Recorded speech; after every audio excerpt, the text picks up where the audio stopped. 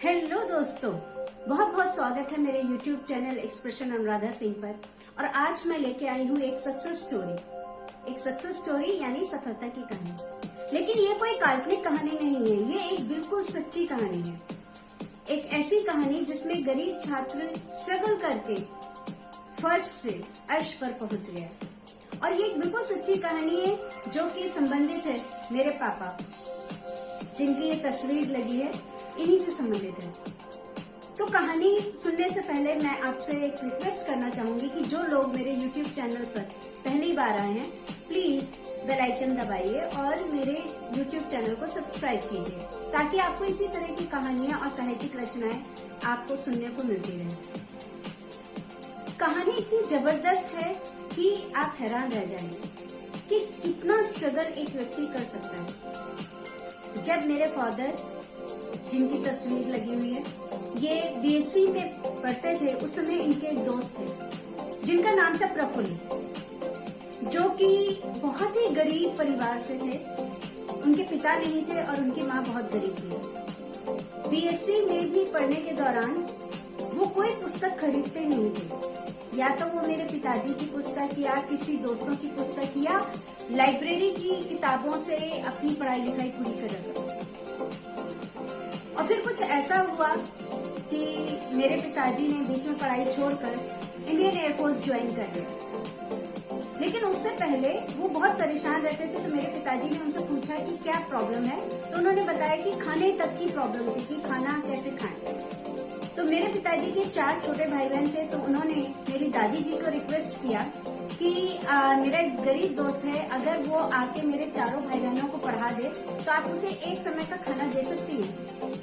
तो मेरी दादी जी ने दादाजी से बात की और दादाजी इसके लिए तैयार हो गए। और फिर प्रफुल्ल रोज शाम को घर आता था 4 बजे के करीब, और उसके बाद वो चारों बच्चों को पढ़ाता था और उसके बाद उसे खाना दिया जाता। आपको ये हैरानी होगी कि वो खाना मेरी दादी जी, जो बचा हुआ खाना था, या हो सकता है कि उसमें बासी और जूठा भी हो, इसमें भी कोई बड़ी हैरानी की बात नहीं है, वो भी उसे दे देती थी। और वो भी उसे वो चुपचाप खा के चला जाता, सिर्फ खाने के लिए वो 4 बच्चों को पढ़ाता।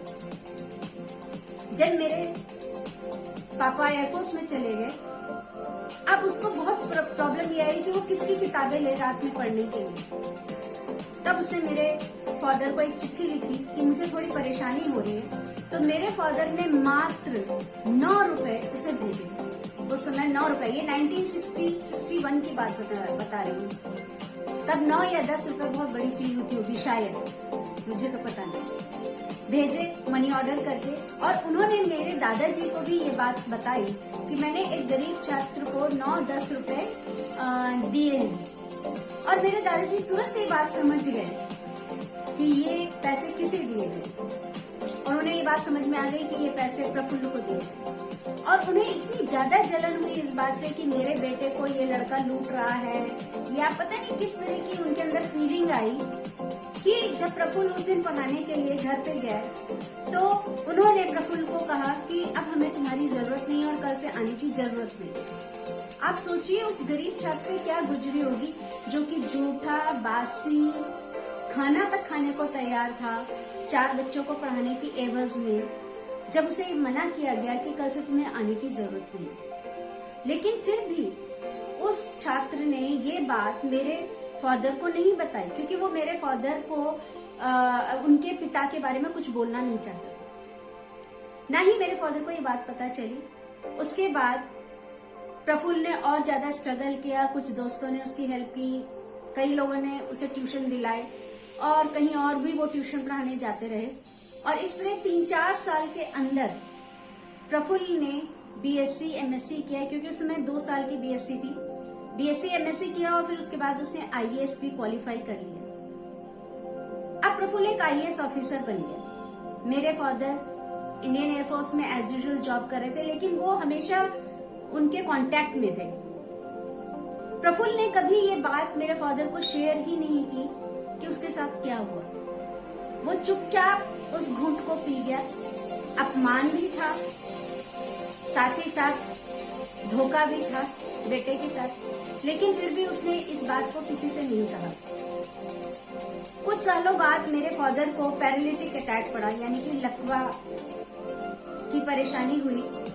और जब वो घर पे थे तो ये बात सभी को पता चली, उनके दोस्तों को पता चली। तो प्रफुल्ल ने भी मेरे फादर को फोन करके कहा कि वो उन्हें देखना चाहते हैं। उस समय वो लखनऊ में पोस्टेड थे। तो वो पूरे लाव लश्कर के साथ, यानी कि पूरी कॉन्वॉय एक तरह से आई, इतनी सारी गाड़ियां, और हमने पहली बार इतने वीआईपी व्यक्ति को अपने घर में आते हुए देखा।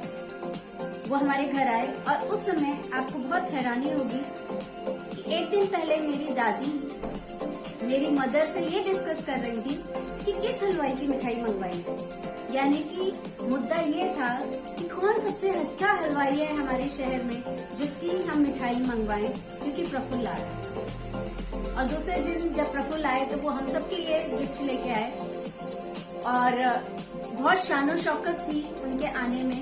हमारे पड़ोसियों ने बहुत ज्यादा इसको नोटिस किया, एक हमारा भी रेस्पेक्ट बढ़ गई उनके आने से। और उनके लिए बहुत तरह के नाश्ते और बहुत तरह की मिठाइयाँ जो है उनकी आवभगत पूरी की गई मेरी दादी द्वारा। तो उसके बाद ये बात हमें बाद में पता चली, जब प्रफुल्ल ने ये बात मेरे पिताजी को एक दो दिन बाद बताई कि ऐसा ऐसा मेरे साथ हुआ। तो मेरे फादर ने ये बात हमें बताई और हमें पापा की बात बहुत याद आई कि उन्होंने कहा कि हीरा कहीं पे भी हो सकता है, सोना कहीं पे भी हो सकता है, लोग उसे परखते नहीं हैं। लोग आर्थिक स्तर के अनुसार ही किसी को आदर या सम्मान देते हैं, लेकिन आर्थिक स्तर तो सफलता के साथ बढ़ जाता है। और आर्थिक स्तर को हम कैसे किसी के सम्मान का मापदंड बना सकते हैं? प्रफुल्ल इसका बहुत अच्छा उदाहरण है। यदि प्रफुल्ल उस समय मेरे दादाजी को जवाब देता तो शायद उसका जवाब का कोई मूल्य नहीं होता, लेकिन उसकी सफलता ने मेरे दादाजी को, मेरी दादी को और पूरे समाज को एक जवाब दिया। कहते भी हैं success is the best revenge. Praphulla की कहानी से एक और बात हमने सीखी कि दोस्त ही समय में बहुत काम आते हैं। मुझे लगता है दुनिया में अगर सबसे अमूल्य रिश्ता कोई है तो वो आपके दोस्त हैं। लेकिन दोस्त सच्चे होने चाहिए, दोस्त सच्चे मार्गदर्शक होने चाहिए और दोस्त हमारी विपत्ति में काम आने वाले होने चाहिए। प्रफुल्ल की कहानी फर्श से अर्श तक पहुंचने तक की कहानी है, जमीन से आसमान छू लेने की कहानी है। इतनी ऊंची पोस्ट पर पहुंचने के बाद भी उन्होंने उसी तरह मेरे दादाजी के चरण स्पर्श किए, उसी तरह सारे लोगों को रेस्पेक्ट दिया। कहीं पे भी उसने ये नहीं शो किया कि वो बहुत सफल व्यक्ति था और मेरे पिताजी उतने सफल नहीं थे, जबकि मेरे पिताजी भी अच्छे पोस्ट पे थे इंडियन एयरफोर्स में, लेकिन फिर भी वो कहीं और अच्छी पोस्ट पे था। और सबसे बड़ी बात थी कि वो बहुत नीचे से ऊपर आया था, बहुत नीचे से, जहाँ पे व्यक्ति को पुस्तक खरीदने के लिए भी पैसे नहीं है, जहाँ व्यक्ति के पास इतने भी पैसे नहीं कि वो खाना खा सके। तो इसका मतलब कितनी उसने स्ट्रगल किया होगा उस पोस्ट को पाने के लिए। तो मेरा आप सबसे यही अनुरोध है कि सक्सेस के समय हमें बहुत स्ट्रगल करना पड़ता है।